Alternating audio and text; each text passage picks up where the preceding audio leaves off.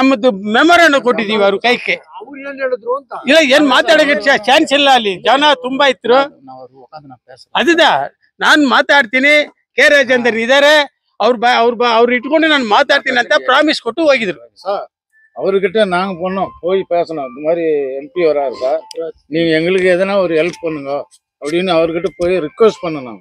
Request பண்ணதுனால நீங்க உங்களோட டிமாண்ட் என்ன ஆகுது, அப்ளிகேஷனை இது டைப் பண்ணி எட்டுனாங்க, நான் கொடுக்குறேன்னு சொல்லி அவர் கூட எங்களை இட்டுன்னு போயிட்டு ஃபர்ஸ்ட்டு எங்களுக்கு கொடுக்க வச்சுது. அவரு ஒன்றும் எங்களுக்கு ஒன்றும் இல்லை, அவரு தான் நாங்கள் போயிட்டு ரிக்வஸ்ட் பண்ணி கேட்டோம். இப்போ இங்கே ஒரு சிலர் பேசுனதெல்லாம் அவரே வந்தார் அவர் வரல, அவர் வர்றதுக்கு இது இல்லை.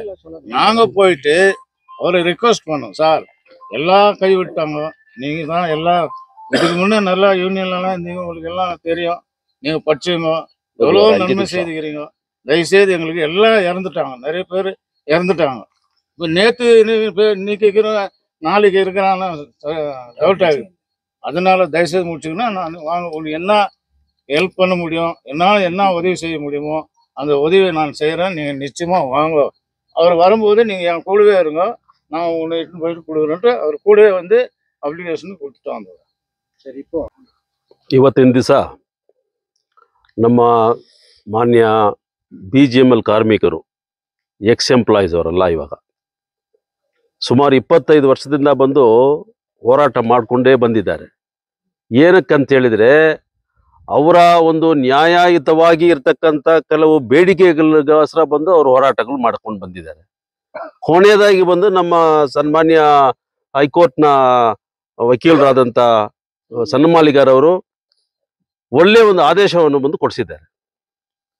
ಇವ್ರಿಗೆ ಮಾತ್ರ ಅಲ್ಲ, ಸತ್ತೋಗಿರ್ತಕ್ಕಂಥ ಅನೇಕ ಕುಟುಂಬಗಳಿಗೂ ಕೂಡ ಬಂದು ಇದೊಂದು ದೊಡ್ಡ ಒಂದು ವರಪ್ರಸಾದವಾಗಿರುತ್ತದೆ.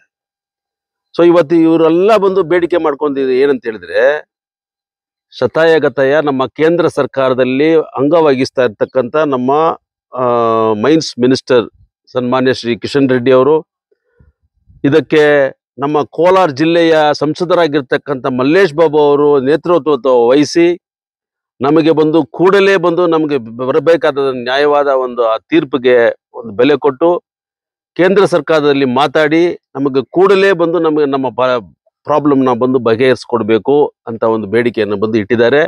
ಖಂಡಿತವಾಗಿ ಬಂದು ಮಲ್ಲೇಶ್ ಬಾಬು ಅವರು ಬಂದು ಅನೇಕ ಕಾರ್ಯಕ್ರಮಗಳಿಂದ ಬಂದು ನಮ್ಗೆ ಇನ್ನೂ ಬಂದು KGF ದಿನಾಂಕ ಒಂದು ನಿಗದಿಪಡಿಸ್ಕೊಟ್ಟಿಲ್ಲ.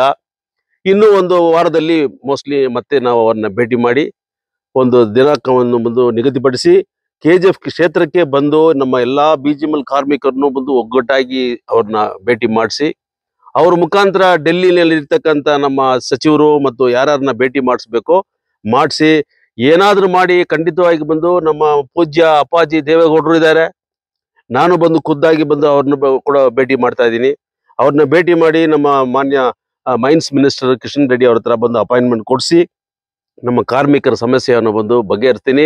ಅವ್ರು ಯಾವ ಒಂದು ನಂಬಿಕೆ ಮೇಲೆ ಬಂದು ನಮ್ಮನ್ನ ಬಂದು ಭೇಟಿ ಮಾಡಿದಾರೋ ಆ ನಂಬಿಕೆಯನ್ನು ಬಂದು ನಾವು ಕಾಪಾಡ್ತೀವಿ ಅಂತ ಇಂಥ ಒಂದು ಸಂದರ್ಭದಲ್ಲಿ ಅವ್ರಿಗೆಲ್ಲ ಬಂದು ಧನ್ಯವಾದಗಳನ್ನ ಹೇಳ್ತಾ ಇದ್ದೀನಿ. ನಾನು ಬಂದು ಅವ್ರಿಗೆ ಬಂದು ಆಶ್ವಾಸನವನ್ನು ಕೊಡ್ತಾ ಇದ್ದೀನಿ ಅಂತ ಹೇಳಿ ಈ ಮಾತನ್ನು ಮುಗಿಸ್ತಾ ಇದ್ದೀನಿ. ನಮಸ್ಕಾರ. ಇನ್ನೂ ಒಂದು 2-3 ಡೇಸ್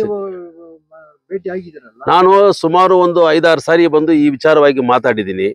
ಯಾವತ್ತು ಅವರು ಸಂಸದರಾಗಿ ಬಂದು ಆಯ್ಕೆ ಆದರೋ ಮಾರನೇ ದಿನನೇ ಬಂದು ಅವ್ರನ್ನ ಹೋಗಿ ಭೇಟಿ ಮಾಡಿ ಈ ಸಬ್ಜೆಕ್ಟ್ ಎಲ್ಲ ಕೊಟ್ಟಿದ್ದೀನಿ. ಹೈಕೋರ್ಟ್ ಅಲ್ಲಿ ಯಾವತ್ತು ಬಂದು ಆದೇಶ ಬಂತು ನೋಡಿ, ಅವತ್ತೇ ಬಂದು ನಾನು ಅವ್ರಿಗೆ ಬಂದು ವಾಟ್ಸಪ್ ಅಲ್ಲಿ ಬಂದು ಮೆಸೇಜ್ ಕಳಿಸಿದ್ದೀನಿ. ಅದು ಮಾತ್ರ ಅಲ್ಲ, ಬಂದು ಯಾವ ರೀತಿ ಬಂದು ನಮ್ಮ ಕೇಂದ್ರ ಸಚಿವರನ್ನ ಬಂದು ರೆಪ್ರೆಸೆಂಟೇಷನ್ ಮಾಡಿಸ್ಬೇಕು, ಯಾವ ರೀತಿ ಬಂದು ನಮ್ಮ ಪ್ರಾಬ್ಲಮ್ಸ್ನ ಬಂದು ಅಪ್ರೈಸ್ ಮಾಡಬೇಕು ಅಂತ ಕೂಡ ಅವ್ರಿಗೆ ಡಿಸ್ಕಷನ್ ಮಾಡಿದ್ದೀನಿ. ಒಂದು 2-3 ದಿನಾಂಕ ಬಂದು ನಾನು ಅವ್ರ ಹತ್ರ ಬಂದು ಕೇಳಿದ್ದೆ, ರಿಕ್ವೆಸ್ಟ್ ಮಾಡಿದ್ದೀನಿ, ಈ ಥರ KGFಗೆ ಬರ್ಬೇಕು ಸರ್, ಇವರೆಲ್ಲ ಬಂದು ನಮ್ಮನ್ನ ಭೇಟಿ ಮಾಡೋಕ್ಕೆ ಕಾಯ್ತಾ ಇದ್ದಾರೆ, ಅವ್ರನ್ನ ಭೇಟಿ ಮಾಡಿಸ್ಬೇಕು, ಭೇಟಿ ಮಾಡಿ ಅವ್ರ ಸಮಸ್ಯೆನ ಬಂದು ಕೂಡಲೇ ತುಂಬಾ ವರ್ಷ ಆಗೋಗಿದೆ, 25 ವರ್ಷ, ಏನು 1 ದಿನ ಇಲ್ಲ 2 ದಿನ ಇಲ್ಲ, ಅನೇಕರು ನಮ್ಮ ಕಾರ್ಮಿಕರೆಲ್ಲ ಬಂದು ಸತ್ತೋಗಿದ್ದಾರೆ. ಅವ್ರ ಕುಟುಂಬ ಕೂಡ ಬಂದು ಇವತ್ತು ನೀವು ಏನಾದರೂ ಬಂದು ಈ ವಿಷಯದಲ್ಲಿ ಬಂದು ತಲೆ ಹಾಕಿ ಇದನ್ನ ಬಗೆಹರಿಸ್ಕೊಟ್ರೆ ಅವ್ರ ಕುಟುಂಬ ಎಲ್ಲ ಬಂದು ಖಂಡಿತವಾಗಿ ನಮಗೆ ಕೃತಜ್ಞತೆ ಬಂದು ಸಲ್ಲಿಸ್ತಾರೆ ಅಂತ ಒಂದು ನಂಬಿಕೆ ಇದೆ. ಇನ್ನು ಒಂದು 2-3 ಡೇಸ್ನಲ್ಲಿ ಬಂದು ನಮ್ಮ ಸನ್ಮಾನ್ಯ ಸಂಸದರಾದಂಥ ಮಲ್ಲೇಶ್ ಬಾಬು ಅವ್ರನ್ನ ಭೇಟಿ ಮಾಡಿ ದಿನಾಂಕವನ್ನು ಬಂದು ನಿಗದಿಪಡಿಸ್ಲಿಕ್ಕೆ ನಾನು ಪ್ರಯತ್ನ ಪಡ್ತೀನಿ. ಅದು ಮಾತ್ರ ಅಲ್ಲ, ಬರೋ ಸೋಮವಾರ ಬಂದು ನಾನು ಅಪ್ಪಾಜಿ ಅವ್ರನ್ನ ದೇವೇಗೌಡರನ್ನ ಕೂಡ ಭೇಟಿ ಮಾಡ್ತಾ ಇದ್ದೀನಿ.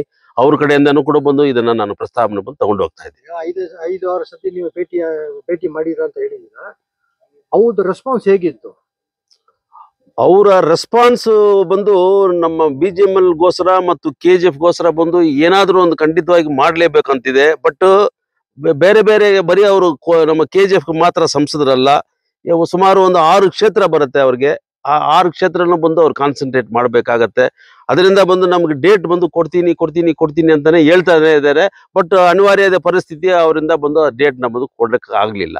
ಖಂಡಿತವಾಗಿ ಬಂದು ಇನ್ನೂ ಒಂದು 2-3 ಡೇಸ್ ಅಲ್ಲಿ ಬಂದು ಈ ಹಬ್ಬ ಕಳೆದ ಮೇಲೆ ಒಂದು ಡೇಟ್ ಅನ್ನು ಬಂದು ಅವ್ರು ಕೊಡ್ತಾರೆ. ಎಲ್ಲಾ BGML ಕಾರ್ಮಿಕರನ್ನು ಬಂದು ಅವ್ರು ಭೇಟಿ ಮಾಡ್ತಾರೆ ಅಂತ ಒಂದು ನಂಬಿಕೆ ನಮಗಿದೆ. வந்து நல்லா இருக்கணும். அதனால எல்லாருமே வந்துட்டு நல்லா இருக்கணும்னு சொன்னா எல்லாருமே நம்ம ஒற்றுமையா இருக்கணும். ஒற்றுமையா இருந்தா தான் அரசாங்கம் கூட வந்து நம்மளுக்கு செவிசாய்க்கும்.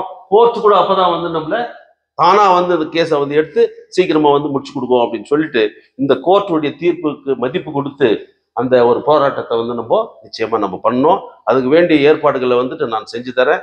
நீங்க தயவு செய்து உங்களுடைய கோஆபரேஷனை வந்து இது வேலை முடிகிற வரைக்கும் நம்ம விஜயராகவன், நம்ம ஜெய்சீலன், பட்டாபிராமன், VC கணேசன், மூர்த்தி இப்படிப்பட்ட இருக்கக்கூடிய முன்னணியில வந்து எல்லா விஷயத்திலையும் எல்லா இடத்துலையும் போயிட்டு வந்துருக்குறாங்களே, இவங்களுக்கு நீங்க உங்களுடைய ஆதரவை நீங்க தெரிவிக்கணும். உங்களுடைய ஆதரவு இருந்தால் மட்டும்தான் இந்த போராட்டத்தை வந்து நம்ம வெற்றிகரமாக முடிச்சுக்க முடியும். எல்லாம் ஆயிடுச்சு, நம்மளுக்கு ஆர்டர் வந்துட்டு இருக்குது, நம்ம வீட்டுக்கு வந்துட்டு வரோம் அப்படின்ட்டு இருக்காதீங்க. காலம் அப்படி கிடையாது. இப்போ வந்துட்டு காலம் எப்படி இருக்குதுன்றது உங்களுக்கு தெரியும். நம்ம தட்டி தான் வந்து கேளுங்கள் கிடைக்கும், தட்டுங்கள் திறக்கப்படும் அப்படின்னு சொல்றாரு இல்லையா? அப்படி அந்த மாதிரியான ஒரு நிலைமை இருக்கிறதுனால உங்களுடைய ஒற்றுமை நிச்சயமா வந்து வெற்றியை தேடி தரேன்னு சொல்லிட்டு இந்த நேரத்தில் நான் உங்கள் மத்தியில் வந்து கூறிக்கொண்டு விடைபெறுகிறேன். நன்றி, வணக்கம். இன்னைக்கு BGML பிரச்சனை குறைஞ்சபட்சம் இன்னைக்கு 25 ஆண்டு காலமா முடியாம நம்மளுக்கு இருக்குது. அதே வகையில் இன்னைக்கு தொழிலாளர்களை சேர்ந்து இன்னைக்கு நம்ம வழக்கு மாண்புமிகு உயர்திரு சென்னமலை அவர் மூலமா நம்ம வழக்கு 2020 போட்டோம். அதனுடைய தீர்ப்பு 2024 வந்து உங்களுக்கு அனைவருக்கும் தெரியும். இன்னைக்கு அந்த தீர்ப்பு வந்து கூட இன்னைக்கு நமக்கு வந்து அது நடைமுறைப்படுத்தல. இன்னைக்கு மினிஸ்டர் ஆஃப் மைண்ட்ஸ் BGML வந்து மேல்முறையீடு போயிட்டாங்க. அது என்பதை பற்றி உங்களுக்கு அனைவருக்கும் தெரியும். அந்த வகையில் இன்னைக்கு சட்ட ரீதியாக நம்முடைய உயர்திரு சென்னமலை அவர் மூலம் ஒரு பக்கம் நம்ம இது நடத்துகிறோம். இன்னைக்கு எல்லா தொழிலாளியும் இன்னைக்கு வயதாயிட்டு இன்னைக்கு ஒரு மாதத்துக்கு 4, 5, 8